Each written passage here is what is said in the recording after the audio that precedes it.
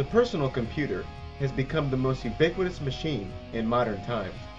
This machine was once a luxury, where only big business and scientific institutions had any use for them. Today, however, the computer has worked its way into the homes of the average person. Despite this, most users are secretly terrified of the computer. Countless individuals leave even the most simple and trivial computer problems to experts who charge handsome fees for minor fixes.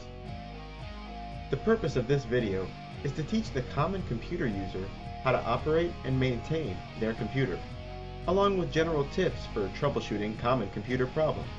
So, sit back and let us teach you how to maintain and operate your personal computer. First, let's quickly examine the components that comprise the typical PC. The external parts of the computer are the keyboard, mouse, and monitor. Most people are familiar with these parts because these are the input and output devices we use to communicate with the computer. But inside the computer tend to be less familiar parts. Let's start off with the processor. The purpose of the processor is to process information. It is the brain of the computer. The processor always has a fan and heatsink. The purpose of this combination is to keep the processor cool enough to operate. The heatsink often looks like a metal porcupine and is made of aluminum or copper. The average computer contains at least 3 fans, and one of these fans is dedicated to the processor. The other 2 fans are used to move hot air out of your computer case and power supply. Next, you have the RAM memory.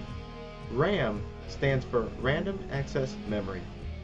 RAM is a temporary form of memory, which means all of the information stored in RAM memory will be lost once the computer is shut down. This is the hard drive. This is the computer's permanent memory, so it does not lose the data recorded on it when the computer is powered down, unlike RAM.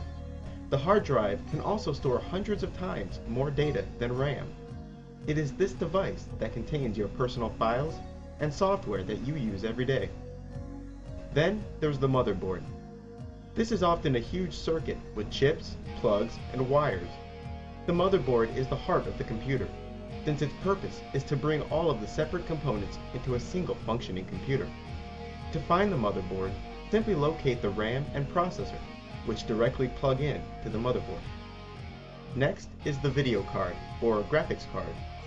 This card receives information from the motherboard and converts it to color data that is eventually sent to your monitor. Many computers have onboard video cards, which means that the graphics unit comes as part of the motherboard rather than a separate card in one of the card slots. The video card may have a standard video plug or an HD video plug. Here is the sound card. The sound card controls the computer's audio input and output.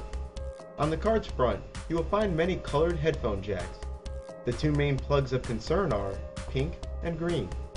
Pink is where a microphone is plugged into, while speakers are plugged into light green jacks. Like the video card, the audio unit has also been built in to some motherboards. Next, we have what is called the power supply.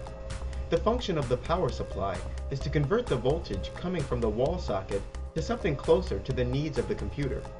It is easily identified by its dedicated fans and many wires. Here is the optical drive, which is usually a DVD player. Many computers these days have DVD players that can also create DVDs. To burn a DVD is to record data onto a DVD disc, and if your drive is capable of writing onto DVDs, you will find words like rewritable, RW, and recorder on the front panel of the DVD drive. On the outside of the computer's case, you will find a number of different plugs. The most common socket is called a USB socket. These USB sockets have become the standard plug that computers use to communicate to peripheral devices like cameras, internet, iPods, and even keyboards. Other sockets often found on the outside of the computer are the keyboard and mouse plugs. These 2 plugs have long been used to connect keyboards and mice to the computer, but they are slowly being phased out with USB keyboards and mice. The last 2 commonly seen jacks are phone and Ethernet ports. The 2 telephone jacks, which belong to the telephone modem, uses the telephone to connect to the internet. One of the jacks, usually labeled wall or line, should be plugged into the phone jack in the wall, while the modem's other phone jack, labeled phone, is connected to a telephone. The use of phone modems to connect to the internet has certainly declined in recent years. The next plug of interest is the Ethernet plug, which often looks like a wider version of the phone jack. The plug is used to connect to high-speed internet. Often, your internet service provider will give you a high-speed modem designed to plug into the Ethernet port. On the front of your computer, one may find many plugs of various sizes. These are memory card slots designed for the memory cards used in many devices, like cameras. Now that you know its parts, let's begin.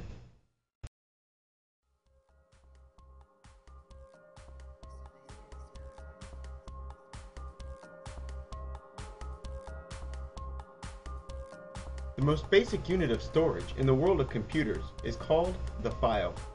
A computer file may contain any kind of information, such as music, video games, text, and movies. The average computer contains thousands of computer files. Some are small, some are large, some are trivial, and some are vital. Each file has a name, and this is called the file name. Each file name has two parts, which are divided by a period.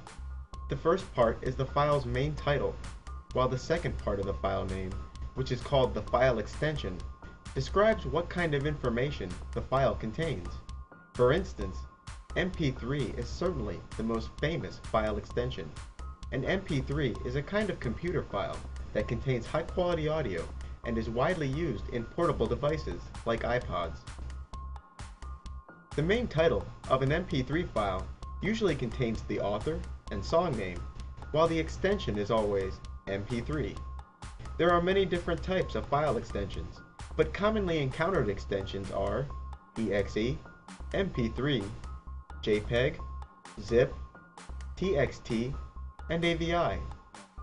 exe is a software extension and means that this file is a computer program, like a browser or a video game.